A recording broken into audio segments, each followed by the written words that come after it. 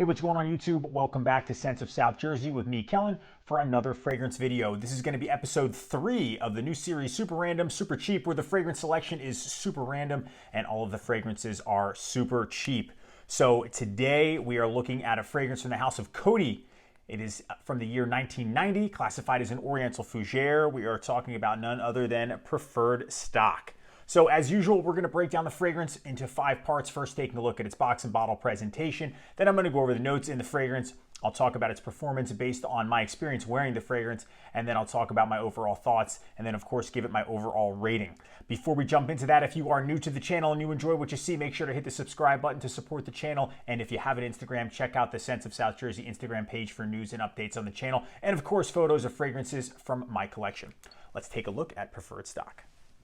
All right, guys, let's take a look at the presentation for Preferred Stock. So let's take a look at the box here, too. So this box, to me, was always very recognizable. What stood out for me is this like line gradient where you get the larger squares and then they shrink down, and you got the title there, the black, red, silver, and white Preferred Stock. This is a 50 ml bottle, so 1.7 ounces here. Really just kind of a cheap drugstore looking box, nothing going on the top. Now on the back side, you can see there, let's take a look at the back though. Once again, the Coty box does that outline of the bottle. Here is the bottle. It conveniently matches right up, which I always think is interesting. Aspen by Coty does that too. You got some brand information. On the bottom, you have your barcode. So, very drugstore looking box. You got the bottle here, and you can see this here. Same type of gradient letter, see-through bottle, but dark, kind of like this. Looks like a purple juice, but it's probably just the bottle. And you got the back here, and you got a sticker on the bottom. Here is the cap, extremely cheap, and the atomizer naked neck with the white plastic atomizer. Let's spray some on here, check out the distribution. Not a bad sprayer for what it is. I do want to take a look at what's on the back here. Preferred Stock, for the man with a sense of style. Preferred Stock is a sophisticated blend of sandalwood and vetiver with a twist of citrus. It's what preferred men prefer. And I think that's obvious. I prefer this when I look at the dusty box behind the clerk at CVS, because that's where I've seen these for sale. CVS, Walmart. That's the most funny and corny saying I've seen in a box in a while. So interesting presentation. All right, guys, let's talk about the notes for Preferred Stock. So in the top of the fragrance, you have cypress, lavender, and citruses. And then in the heart or middle of the fragrance, you have balsam fir, clary sage, and nutmeg.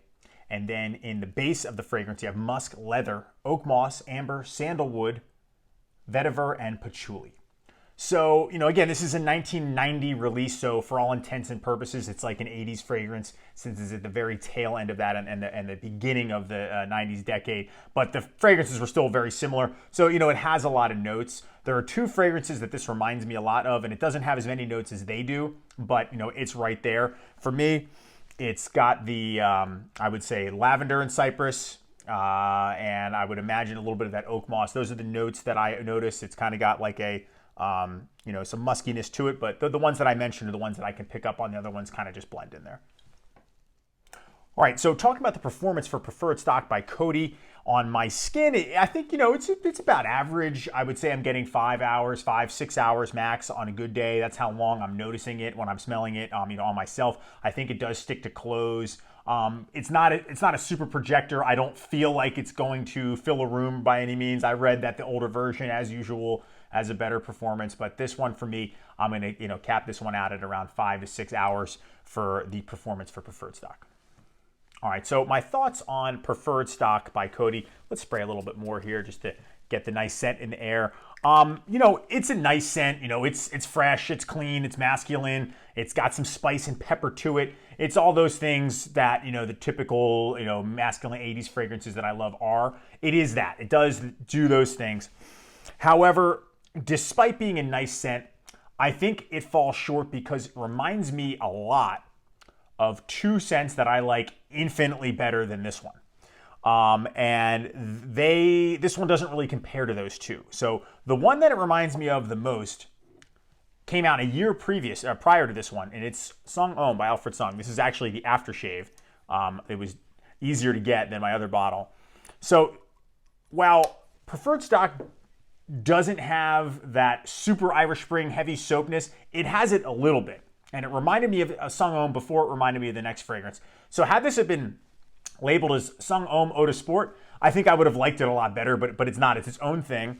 And it also reminds me more in the dry down of Drakkar Noir.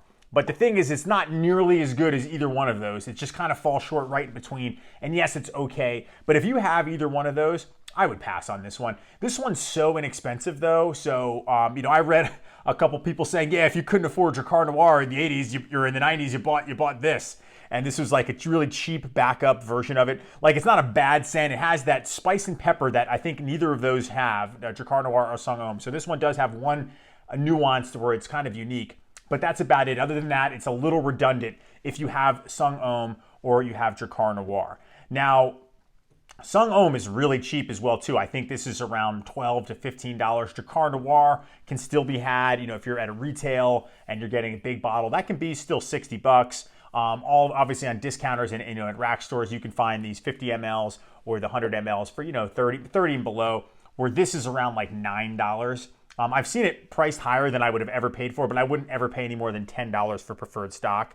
But again, it's got nuances of the soapiness from Sung Ohm. It's got a little bit of the green, earthy, masculine that Drakkar Noir has, but it doesn't really stand out any much further than that in its own right, aside from its like slight peppery, spicy scent. So it's okay, it's nice, but it's cheap. I wouldn't use this for anything more than like a gym scent or just, I don't know, maybe a grab and go, keep it in your car, spray it on if you got nothing else and you don't want to waste any good fragrances that you own if you don't have a ton on anything other than, what you would use preferred stock for, which is to do, just any sort of random errand. This one is okay. Like, I like it a lot better than Mambo. I like it a lot better than Zeno and all the other scents that I've trashed, way better than Gray Flannel. But again, I don't love it. And I think if you have the two fragrances I mentioned, you can absolutely pass on it. I would imagine anyone probably 30s and up would appreciate this more. This is a daytime, nighttime. You could wear this pretty much any time of the year. It doesn't perform that great anyway, but 5-6 hours, given the price, isn't terrible either for performance too. So this is okay. Again, it's got the soapiness of Sung Ohm. It's kind of got that fresh shave cream that Drakkar Noir has, that scent too, and a little bit of spice added in the mix, which makes it its own thing. So I just don't really get the name, like preferred stock. Did they have imagine if Coty had, well, this is the unpreferred stock. Let's not sell this. Let's sell this stuff, because this in itself is mediocre at best, but it's not the worst scent I've ever smelled in my life. All right, guys, it's time for the overall rating for preferred stock by Coty. So rating the presentation first, it's a really cheap presentation. The only thing the bottle's got going for it is that there's actually surprisingly no sticker here. This is like painted on lettering.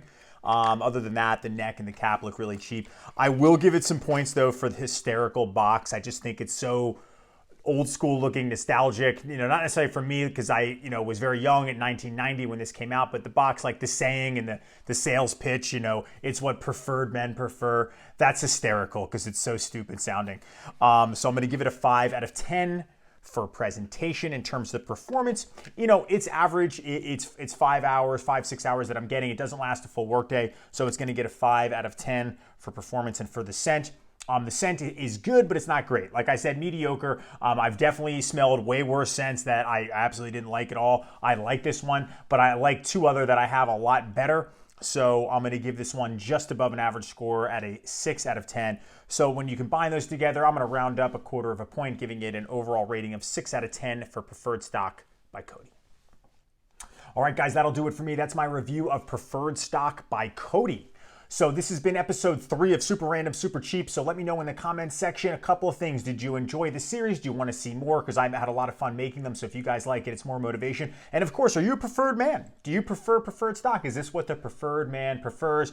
Or is it just mediocre at best? Let me know what you think. Do you agree with me? What do you think of the review? Please let me know in the comments section. Subscribe if you haven't done so. And check out the Scents of South Jersey Instagram page. And I will see you guys all in the next video.